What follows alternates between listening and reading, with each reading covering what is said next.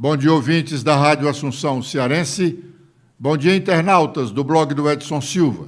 Estamos começando agora o nosso programa, o blog do Edson Silva, na Rádio Assunção Cearense. O calendário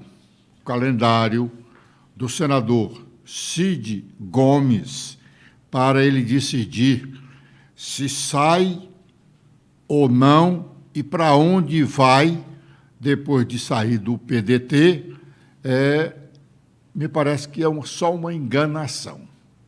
Depois de vai e vem, o senador anunciou publicamente que no dia 4 de dezembro, ele, um grupo de deputados estaduais, prefeitos, vereadores, enfim, todos os seus correligionários que ainda estão no PDT, iriam definir para que partido seguiriam. Isso ocorreria no dia 4 de dezembro. 4 de dezembro passou. Aí o senador disse, não, ainda não concluímos os entendimentos, as conversas, mas vamos decidir isso no dia 11 de dezembro. 11 de dezembro, ontem. Aí, quando foi ontem, o senador chega e diz, bom, ainda não concluímos, faltam uns acertos finais, mas no dia 18 de dezembro nós concluiremos. Também não vai concluir coisa nenhuma 18 de dezembro. O senador quer ganhar tempo, porque, como nós já dissemos aqui ontem, no dia 31 de dezembro, o PDT, Partido Democrático Trabalhista, oficialmente deixa de existir no estado do Ceará. No dia 31 de dezembro, se expira o prazo de vigência do Diretório Estadual do PDT. O senador quer ganhar tempo para chegar até aí. Ademais, o senador, que é inteligente, sabido, sabe muito bem que a quase totalidade dos deputados estaduais do PDT hoje,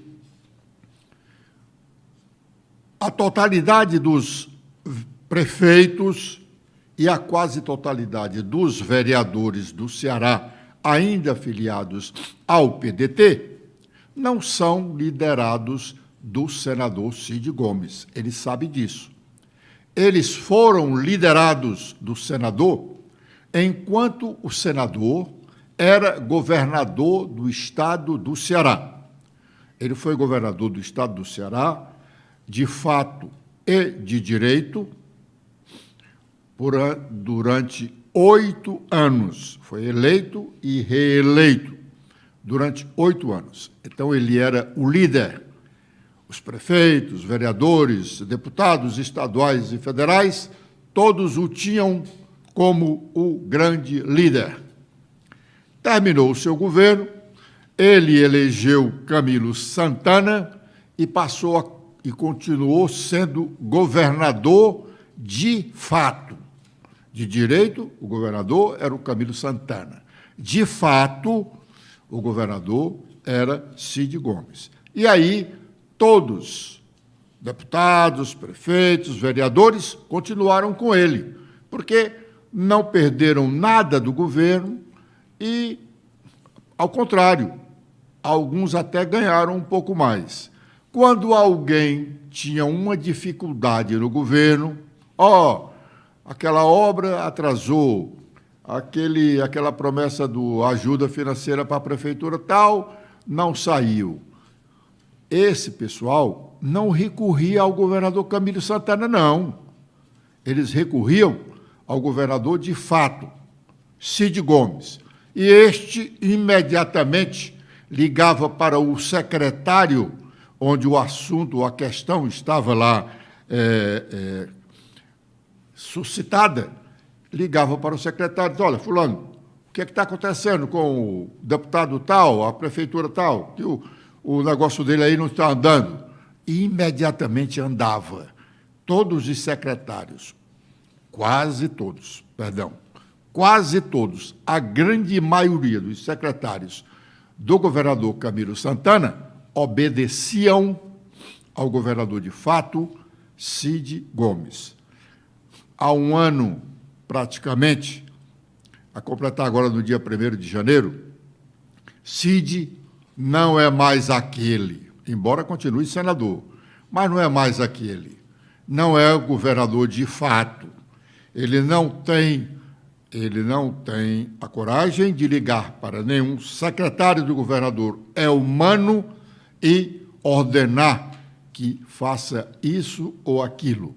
O governo hoje é realmente do PT, o governador é o Mano de Freitas. Portanto, os deputados não têm mais a que recorrer a Cid para resolver um problema do governo do Estado. Eles têm que recorrer realmente ao governador, é o Mano.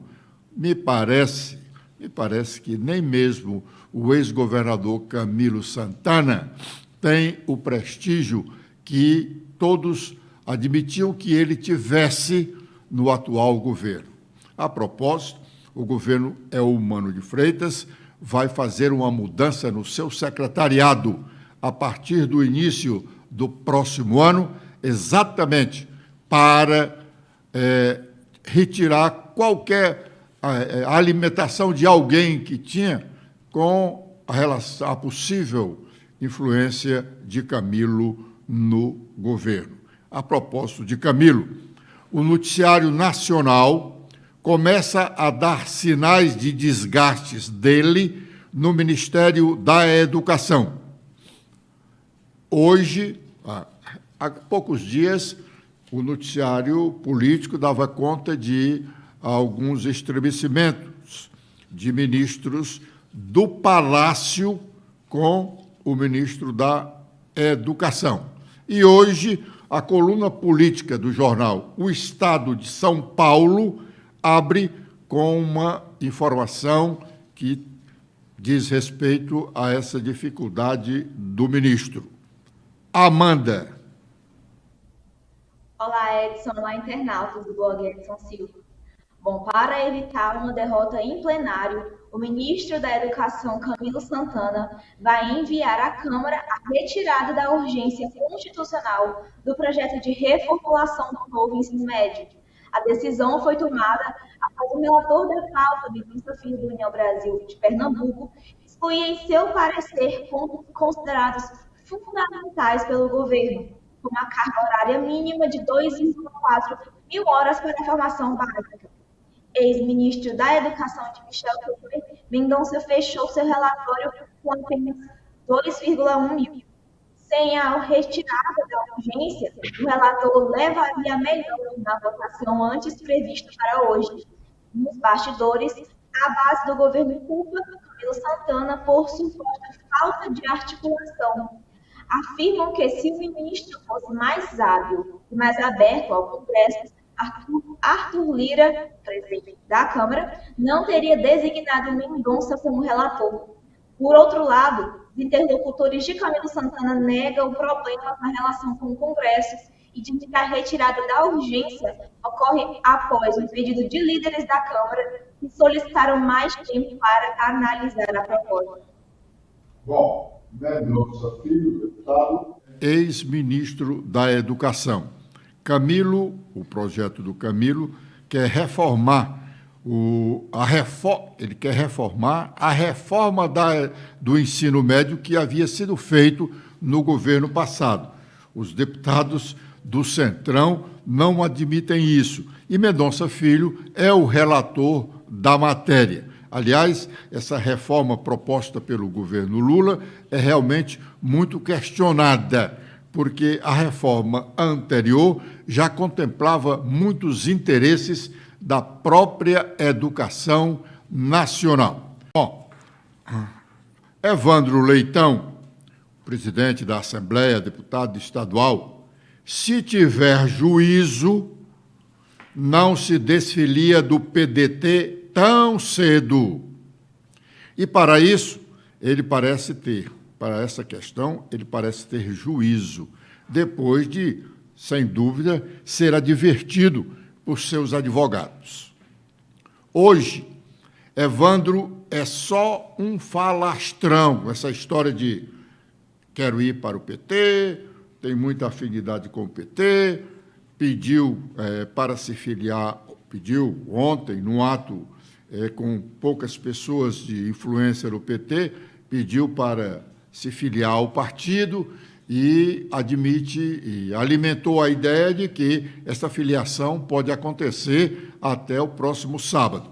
Começa aqui, nesse movimento que ele fez de pedido de filiação ao PT, não estavam lá nem o ministro Camilo Santana, que é o seu padrinho político para ingressar no PT, e muito menos o governador Eumano de Freitas. Pois bem, eu continuo dizendo que ele, no momento, ele é apenas um falastrão, tentando enganar os incautos. A carta de anuência que o Cid deu ao Evandro Leitão para que ele pudesse sair do partido sem ser molestado pela lei da fidelidade partidária. Isso aconteceu num determinado momento que o senador Cid assumiu interinamente a presidência do PDT cearense, mesmo que o TRE tenha validado esse documento, o TRE, uma decisão do Tribunal Regional Eleitoral, validou a carta de anuência, portanto, autorizou, garantiu a saída de Evandro sem nenhum problema com a Justiça Eleitoral. Então, essa anuência, essa decisão do TRE, do Tribunal Regional Eleitoral cearense, no momento, ela não tem nenhuma validade. A decisão do TRE está suspensa. Por que está suspensa? Porque houve um recurso. E se está suspensa, o deputado Evandro Leitão é filiado ao PDT ainda. O recurso do PDT contra a decisão do TRE, atenção, o recurso do PDT contra a decisão do TRE suspende os efeitos da decisão que validou a carta de anuência. Se suspendeu os efeitos, Evandro Leitão não tem a garantia da justiça para deixar o PDT. Essa carta de anuência do PDT cearense, ela só vai ter validade ou nenhuma validade depois da decisão do Tribunal Superior Eleitoral. E a decisão do Tribunal Superior Eleitoral com relação a essa questão só sairá no próximo ano, fevereiro, só quando fevereiro chegar. E olhe bem, se a matéria chegou lá, porque o recurso do PDT aqui no Ceará ainda não foi julgado pelo TRE. É um embargo de declaração. É um recurso realmente só para constar, porque geralmente ele não altera coisa nenhuma. Que no recurso é para esclarecer alguns pontos do acórdão da decisão que havia sido tomada. Essa decisão, desse embargo de declaração, deveria ter ocorrido ontem. O Tribunal Regional Eleitoral tinha uma sessão para ontem pela manhã, e os nossos ouvintes e telespectadores estão lembrados que nós dissemos aqui que já eram quase 11 horas da manhã e não havia começado a sessão. Ela não começou até aquele horário e nem começou em horário nenhum. A sessão foi suspensa. Remarcaram outra sessão para este julgamento na próxima semana. entendamos que a justiça brasileira entra de recesso, férias, a partir do dia 20 de dezembro. A partir do dia 20 de dezembro, a justiça brasileira está em recesso. Ninguém trabalha de 20 de dezembro até 31 de janeiro de 2024. A justiça só volta a trabalhar no dia 1º de fevereiro. E até lá, repito, se Evandro tiver juízo, não vai fazer a besteira de se filiar a nenhum partido, até que o Tribunal Superior Eleitoral dê o seu veredito, finalize a questão. Até lá, nós vamos ter ainda muita falácia, muito disse-me-disse, muita notícia trabalhada para aparecer, para que as partes apareçam. O certo é que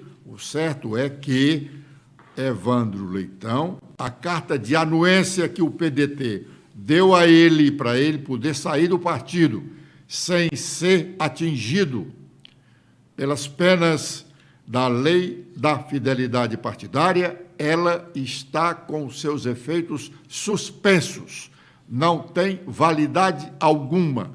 A decisão do Tribunal Regional Eleitoral, que a validou, está suspensa, porque o recurso na Justiça Eleitoral, em regra, todos os recursos contra uma decisão na área da Justiça Eleitoral, em regra, o recurso suspende os efeitos da decisão. O próprio Evandro sabe disso. E os colegas jornalistas, a partir de agora, também estão sabendo. E a fanfarra, o discurso falacioso do Evandro, que se filia hoje ou amanhã, pode acontecer, mas só se ele tiver realmente coragem de fazer. E eu acho difícil que isso aconteça. Agora é o momento de sabermos quais as nossas manchetes. Letícia. Olá, Edson, olá a todos que acompanham o nosso programa desta terça-feira. Com as atualizações feitas no nosso blog, temos sobre a consideração do secretário Salmito Filho. Voltamos a falar de hidrogênio verde. Por enquanto, as notícias de jornais e muitos seminários, muitas reuniões e algumas consultorias de projetos logísticos, viabilidade econômica, de formulação jurídica, articulam todos em torno das instâncias do poder público, sobretudo governadores, e muitos protocolos de intenção, enquanto empresários não dão os primeiros passos para montar suas plantas industriais com os seus próprios recursos. As notícias vão caminhando na direção mais clara do que significa os muitos bilhões de reais que o negócio do hidrogênio verde requer. Também temos que o senador Marcos Rogério, do PL, que declara voto contrário à indicação de Flávio Dino ao Supremo Tribunal Federal. Segundo o senador, a Casa, o Senado Federal, tem a oportunidade de dar uma resposta clara à população se rejeitar o nome de Dino. Para o parlamentar, a indicação do ministro piora o cenário político brasileiro. Também temos que o Partido Novo levanta questionamentos sobre a norma que restabeleceu o voto de qualidade no CARF. A lei prevê que, em caso de empate nos julgamentos de disputas tributárias do CARF, o voto decisivo será da presidência da sessão, ocupado por representante do fisco, conferindo-lhe a prerrogativa de proferir 2 votos, um ordinário e um voto de qualidade. E também temos que senadores e familiares de refém em poder do Hamas cobram reforços pela libertação. Jorge Seif, que presidiu os trabalhos da mesa, afirmou que o dia 7 de outubro de 2023 entrou para o calendário judeu como o dia mais horrível, obscuro e inaceitável. Agora, com os destaques nacionais, iniciando pelo Estadão, temos em principal destaque sobre Bolsonaro, que estava como pinto no lixo na posse de Milei, com o qual se fortaleceu. Também temos em destaque que o CNJ, Conselho Nacional de Justiça, julga hoje se proíbe o uso de constelação familiar no judiciário. Com os destaques do Globo, temos sobre a primeira-dama, Janja, que se pronuncia após ataque hacker. Ataques de ódio chegaram a outro patamar. E também temos que o governo prorroga o prazo do desenrola sobre economia e parcelamento de dívidas. Com a última da Folha de São Paulo, temos que o último dia da conferência da COP28, na reta final da conferência, cresce a pressão contra a exploração de petróleo na Amazônia. E também temos em destaque sobre as eleições de 2024, que assalto à Tabata leva a bate-boca eleitoral e expõe segurança como campo minado para 2023, assalto com a paulista Tabata Amaral. Bom, o ministro da Justiça, Flávio Dino, vai ser indicado para o Supremo Tribunal Federal. Não será fácil. Das últimas indicações presidenciais para ministro do Supremo, sem dúvida, esta vai ser a mais difícil de todas para o nome ser aprovado no Senado da República. Bolsonaro teve dificuldade para aprovar o nome de um dos seus 2 indicados, mas, quando a matéria foi para o plenário, o nome foi aprovado sem muita dificuldade. A dificuldade maior foi só a demora que os senadores impuseram para marcar a sessão de sabatina na Comissão de Constituição e Justiça e, imediatamente depois, a votação no plenário. Flávio Dino, sem dúvida, vai ter os 41 votos no plenário do Senado necessário para a aprovação do seu nome. Mas isso pode não acontecer amanhã, como está previsto. A Comissão de Constituição e Justiça vai ter a sua reunião, mas, após a reunião, seja aprovado ou não na comissão, o nome terá que ir a plenário. E é possível que não vá a plenário no mesmo dia, amanhã, porque as conversas ainda não foram concluídas e os 41 votos para aprovar o seu nome ainda não estão garantidos. Mas não é bom para o Supremo Tribunal Federal que receba um ministro cuja indicação tenha sofrido todo esse desgaste. A indicação de um nome para o ministro do Supremo Tribunal Federal, além daquelas exigências legais da Constituição da República, é preciso que ela aconteça de forma muito moderada. Poderia-se dizer não consensual. Tudo bem, pode ser que alguém discorde da indicação daquele nome, mas não uma discordância no nível que estamos tendo agora. O ministro, em chegando ao Supremo, e acredito que chegará muito desgastado. E isso perde a corte, perdemos todos os jurisdicionados. A sessão da Comissão de Constituição e Justiça do Senado amanhã, para sabatinar o ministro da Justiça, Flávio Dino, indicado pelo presidente Lula para uma vaga de ministro do Supremo Tribunal Federal, e também sabatinar o procurador da República, Paulo Gonet, para ser o procurador-geral da República, tem gerado um momento de tensão política para o governo Lula. A sabatina conjunta dos 2 nomes é uma indicação de prenúncios de dificuldade, não em relação ao nome do procurador, mas especificamente quanto ao nome do ministro Flávio Dino. Vários senadores publicamente já se manifestaram questionando o nome de Dino. Ontem, por exemplo, o senador Marcos Rogério, da tribuna do Senado, foi mais um que publicamente disseram não votar a favor de Dino. Vamos ouvi-lo. Pela primeira vez, eu estou quebrando uma tradição que tenho desde que assumi como deputado, como senador da República, senador Girão. Eu sempre fui muito reservado nas minhas posições quando se trata de indicação de autoridades nesse Senado Federal.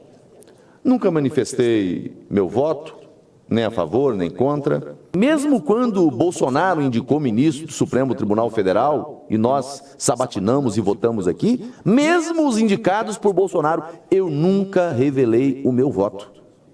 Eu nunca antecipei as minhas posições. Dessa vez, eu estou antecipando. Eu estou dizendo claramente, e reafirmo da tribuna do Senado hoje, claramente a minha posição. Vou votar contra a indicação do senhor Flávio Dino ao Supremo Tribunal Federal. Obviamente que, sob o aspecto formal, eu não estou a questionar as qualificações jurídicas do ministro a ocupar essa vaga.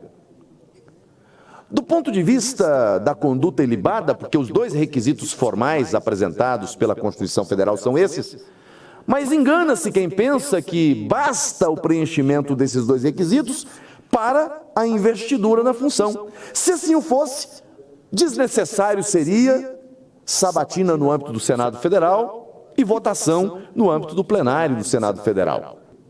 Todo mundo já sabe o que ele pensa. Abertamente, claramente. E todo mundo tem acompanhado a atuação dele enquanto homem público, enquanto político, já foi um dia juiz, hoje. E não estou dizendo isso para dizer que não é possível a indicação de quadros da política para cortes superiores. Desde que preenchidos os requisitos, não há impedimento. A questão é, que tipo de representante, que tipo de componente nós queremos dentro do tribunal? Como é que a sociedade brasileira está olhando hoje especialmente para o Supremo Tribunal Federal? Que sentimento têm os brasileiros neste momento? Então, eu estou aqui dizendo ao Brasil, aqueles que nos acompanham, pela vez primeira, estou antecipando o meu voto, senador Girão. Pela vez primeira, estou dizendo a Rondônia e ao Brasil, votarei não à indicação de Flávio Dino ao Supremo Tribunal Federal. Com todas as vênias. E não sou daquele que fica achacando senador A, senador B. Cada um tem a sua consciência. Cada um age dentro da sua consciência, dentro da sua convicção. E nós devemos respeitar esses posicionamentos. Mas eu estou falando da minha posição. Eu estou falando do meu compromisso com relação a esse voto. E certamente, senador Girão, estou abrindo exceção para antecipar o meu voto e dizer claramente como vou votar. E passada essa votação, voltarei à condição de discrição no meu voto. Abrirei mão dessa discrição quando estiver diante de situação como essa, que para mim é de gravidade, porque desafia o brasileiro. Parece que querem provocar o povo brasileiro. Parece que querem fustigar o povo brasileiro a uma reação. Mas essa reação não é só contra o presidente da República que o indicou. É contra também aqueles que terão o papel de fazer a sabatina e depois de confirmar ou não essa indicação. Bom, essa manifestação do senador dá uma demonstração do que nós vamos ter amanhã, tanto na Comissão de Constituição e Justiça, quanto no plenário do Senado. Agradecendo a honrosa audiência dos ouvintes da Rádio Assunção Cearense e internautas do blog do Edson Silva, nós estamos encerrando o nosso programa de hoje, prometendo estar de volta amanhã, a partir das 11h45, com a proteção de Deus. Letícia. Eu também faço meus agradecimentos a todos que acompanharam o nosso programa de hoje. Espero revê-los amanhã. Até lá!